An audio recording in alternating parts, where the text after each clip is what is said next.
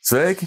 Mani sauc Egils, un es esmu Eset Latvija kiberdrošības speciālists. Nav nekas bīstamāks, kā lietot vienu paroli vairākiem kontiem, bieži vien visiem saviem kontiem. Jo šādi, uzzinot vienu paroli, kibernoziedznieks zinās visas jūsu pārējo kontu paroles, jo šī parole ir viena un tā pati. Kur tad šis ļaundaris var uzzināt manu paroli? Bieži notiek datu noplūdes no sistēmām, kur tiek nozagtas lietotāju datubāzes ar lietotāju vārdiem, kas bieži vien ir ēpasti un parolēm. Un ja jūs esat šādā sistēmā reģistrējies, tad nozogot šādu datubāzi, zina jūsu ēpastu un zina jūsu paroli. Ko darīt? Mans ieteikums būtu ieslēgt 2-faktoru autentifikāciju. Mūsdienās gan sociālajos kontos, gan ēpasta pakalpojumos ir pieejama šāda funkcionalitāte, un šis otrais faktors, tas būs vēl viens neatkarīgs apstiprinājums, ka tas esat jūs, kurš mēģina ielogoties. Tas var būt uz telefona atnākt paziņojums, tas var būt iekārtā, ir dažādi veidi, kā šo faktoru nodrošināt. Jau tagad ieslēgt 2-faktoru autentifikāciju saviem ēpastiem un sociālajiem kontiem.